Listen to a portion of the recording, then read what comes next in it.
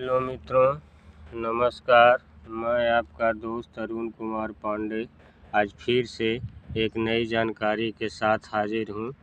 जी हाँ मित्रों, आप ये जो घास देख रहे हैं इसे तो आप सभी पहचानते ही होंगे। यह सर्वत्र पाई जाने वाली एक आम घास है जिसे लोग दूब घास कहते हैं। जी हाँ, सनातन में यह काफ़ी महत्वपूर्ण माना जाता है क्योंकि कहा गया है कि गणेश जी की पूजा बगैर इस दूब घास के पूर्ण ही नहीं मानी जाती। तो मित्रों, इस दूब घास का बहुत ही विवरण हमारे वेद पुराणों में मिलता है और आयुर्वेद शास्त्र में भी यह दुर्वा बड़े ही काम की औषधि कही गई है। मित्रों, हिंदी में इसे दुर्वा घास, राम घास या दूब के नाम से जानते हैं तथा संस्कृत में इसको दुर्वा, सहस्रवीर्या, शतपत्रिका, अनंता या गंध दुर्वा के नाम से भी जाना जाता है। इसे मराठी में हरली और दूर के नाम से जानते हैं। गुजराती में इसे ध्रव या दौखड़ कहा जाता है। इसका अंग्रेजी नाम क्रीपिंग साइनोडोल है। हमारे चैनल पे नए हैं तो हमारे चैनल थ्योरी ऑफ नेचर को सब्सक्राइब कर बेल आइकन को दबा लें ताकि इस प्रकार के अन्य जानकारी भरे रोचक और ज्ञानवर्धक वीडियो सबसे पहले आप तक पहुंच सके। जी हाँ मित्रों, अगर आपको हमारा वीडियो अच्छा लगता हो तो आप हमारे वीडियो को लाइक और शेयर करें ताकि अन्य लोग भी इसका ज़्यादा से ज़्यादा लाभ उठा सकें। मित्रों, इसका मुख्य गुणधर्म शीतल होता है।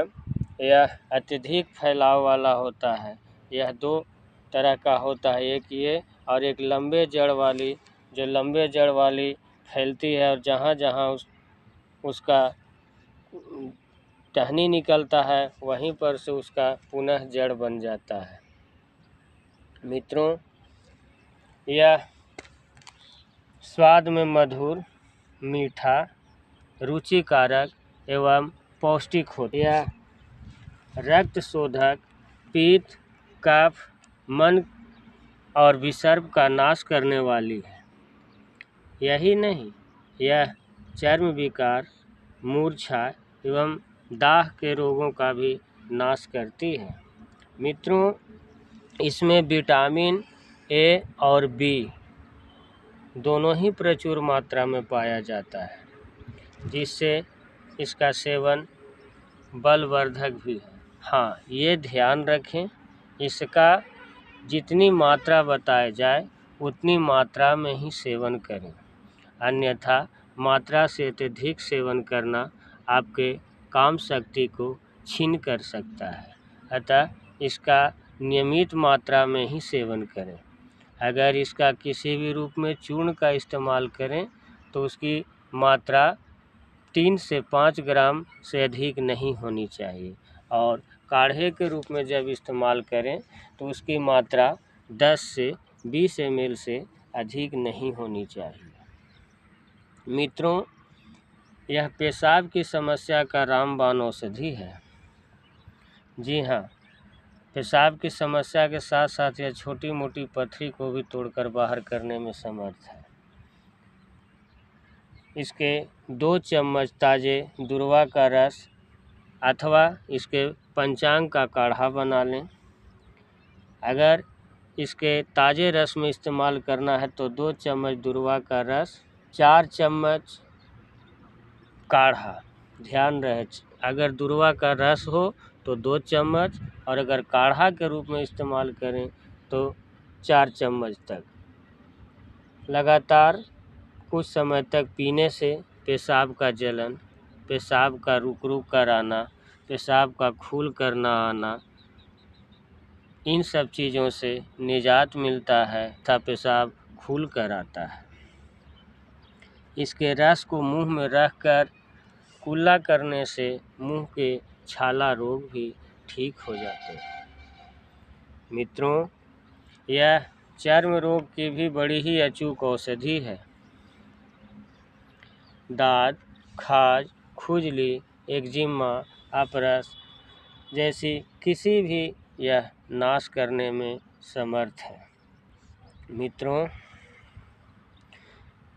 ऐसे किसी भी त्वचा के रोग के लिए इसको पीसकर अथवा इसके रस को निकालकर जिस जगह पर दाग हो अथवा जिस जगह पर चर्म रोग हो, दांत खाज खुजली हो, उस जगह पर लगाएं तो त्वचा के रोग से मुक्ति मिलती है और त्वचा कांतिमय होती है। सरसों के तिल में या तेल में इसके पंचांग को पूरी तरह से जला कर पका लें और जब तेल काला पड़ जाए तो ठंडा कर उसे छान लें। उस तेल को किसी भी पर के चर्म विकार, खुजली, दाद आदि में लगा देने से लाभ होता है और वह रोग पूरी तरह से नष्ट हो जाता है।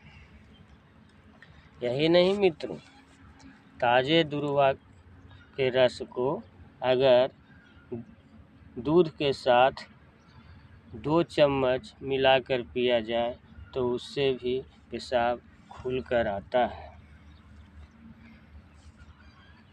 अगर नाक में खून आ गया हो तो 2-4 बूंद दुर्वा का रस डाल दें, इससे नाक में खून आना बंद हो जाता है। अगर नाक से नक्सीर फूटता हो तो ऐसी स्थिति में दुर्वा के रस को माथे पर लेप करें। इसके लेप से नक्सीर फूटना बंद हो जाएगा।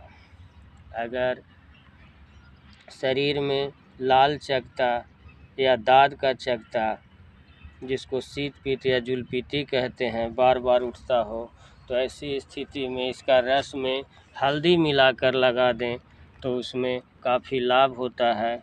रक्तपीत की समस्या हो तो इसके रस को और बरगद के रस को दोनों ही को समान मात्रा में लेकर शहद के साथ सेवन करें तो उस स्थिति में रक्तपीत में लाभ मिलता है।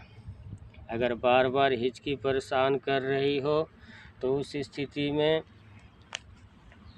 दूब को रस को शहद के साथ मिलाकर ग्रहण करें तो हिचकी आना बंद हो जाती है। यही नहीं मित्रों, यह पेट के रोगों में भी काफ़ी लाभकारी है, क्योंकि पेट में जब किसी भी प्रकार की समस्या या रोग हो रहा हो, ऐसी स्थिति में इसका पंचांग का काढ़ा बना लें और दिन भर में 3 बार 7 से 10 ml की मात्रा में प्रयोग करें। ऐसा लगातार करते रहने से उदर रोगों में काफ़ी लाभ मिलता है और अतिसार रोग भी नष्ट हो जाता है। दूब घास के सुबह सुबह इस पर जब ओस पड़ी की बूंदें पड़ी हों तो उस पर नंगे पैर चलें। ऐसा करने से आपके आँखों की समस्या में लाभ होता है तथा आँखों की रोशनी में बढ़ोतरी होती है। जी हाँ मित्रों, अगर किसी को बार बार गर्भ में शिशु मर जाता हो और लंबे समय तक ना बच पाता हो, बार बार जिसका गर्भ नष्ट हो जाता हो, ऐसी स्त्री गर्भधारण होते ही 10 ml की मात्रा में प्रतिदिन ताजे दुर्वा के रस का सेवन करें तो गर्भ का शिशु सुरक्षित रहता है। पर ध्यान रहे, गर्भ होने तक से बच्चा पैदा होने तक इसका लगातार सेवन करें। ऐसा करने से गर्भस्थ शिशु सुरक्षित भी रहेगा और हष्ट पुष्ट भी होता है। मित्रों, आपको हमारी यह जानकारी कैसी लगती है, कमेंट में अपना राय से ज़रूर बताइएगा।